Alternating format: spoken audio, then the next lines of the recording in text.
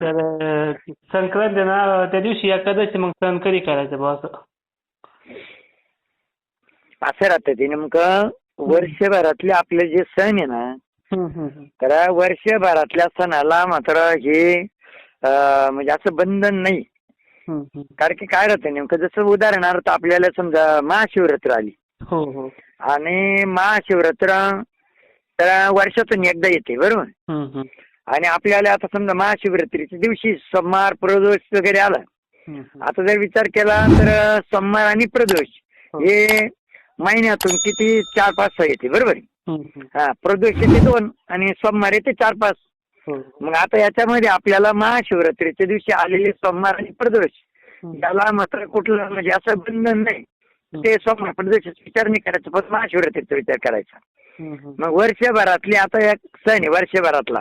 हम्म, हम्म. आपल्याला सणाच्या दिवशी जरी समजा आलं तरी पण आपल्याला एकादशी आहे ना त्या दिवशी. हम्म, हम्म, हम्म.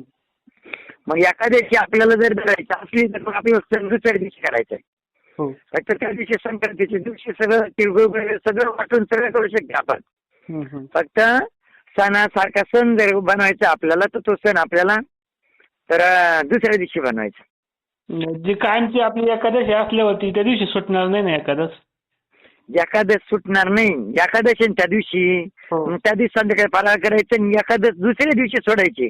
आणि एकादश सोडायलाच मग आपण जसं म्हणतो कधी कधी काय करतो आपण, जर समजा सण वगैरे असला तर देवांना नैवेद्य देतो का नाही आपण? हो हो हो. हा, देवांना नैवेद्य देतो ना सणाचा आपण. हो. मग सण आता एकादशी कोणाची मग? पांडुरंगाची, बरोबर आहे. हो. मग आता जर समजा एकादशी जर सोडायची म्हणले आपल्याला, इकडे एकादशी पाहिजे. पण जर समजा आपण एकादशीच्या दिवशीच म्हणजे एकादश सोडायलाच जर सण असा का सण बनवला आणि सगळ्या देवांना जर नैवेद्य दिला तर अधिक पावन होईल ना. हो हो हो. हं. जसं म्हणतो प्रत्येक सणाला आपण देवाला कधी कधी काही काही तर दररोज नैवेद्य देत नाही देवाला. देवाला नैवेद्य फक्त सणालाच देते काही काही, बरोबर आहे ना. हम्म, हम्म. समजलं ना, देवाला नैवेद्य कोणी कोणी दररोज नाही देत, फक्त सणाच्या दिवशी देते. बरोबर. मग आता इथंही मात्र जर समजा एकादश पकडून घ्यायची, एकादशीच्या दिवशी आपण फराळ वगैरे ते करायचे, एकादशी तिळगुळ वगैरे सगळं वाटणं हे ते तिळ खाणं.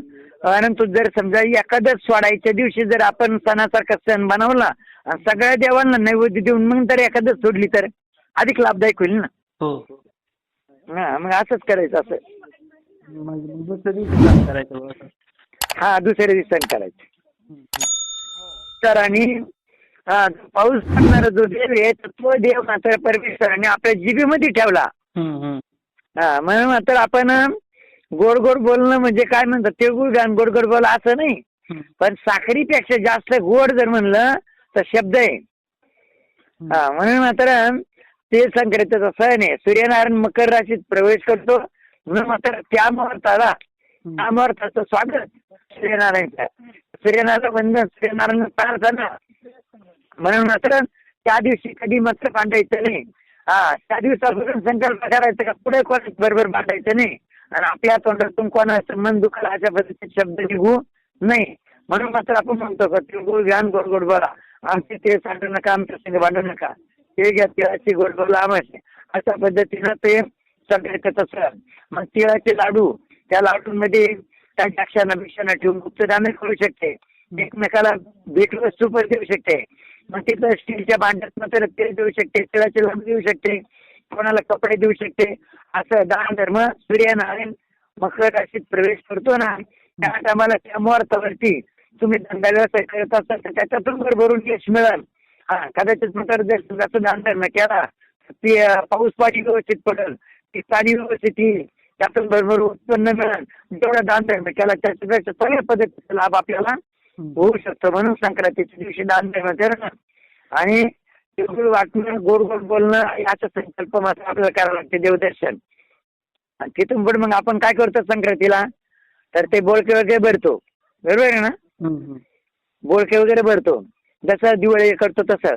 आणि त्याच्यामध्ये वळसा टाकीतो. वळसा म्हणजे काय, हरभऱ्याच्या गाठ्या, ऊसाचे ठुसे, बोरं, बिबेचे फुलं, त्यामध्ये बरेचसं काही अशा पद्धतीने गव्हाचे वंब्या हे सगळं मात्र टाकीत आपण. काय काय त्याच्यामध्ये बरकता यावा त्याचा करता देवाला तो वावसा मग आपल्याला वावा लागतो. दुसऱ्या दिवशी करीच्या दिवशी म्हणजे संक्रांतीच्या दिवशी ते पूजन करून आणि करीच्या दिवशी मग आपल्याला देवदर्शन करताना ते देवांना व्हावं लागतं. पण मग आता संक्रांतीच्या दिवशी पूजा करून जर समजा करीचा दिवस म्हणजे आता एकादशीचा दुसरा दिवस, त्या दिवशी स्वयंपाक करायचा, सणासारखा सण नैवेद्य द्यायचं आणि तो व्यवसाय ठेवायला जायचं. हो हो. असं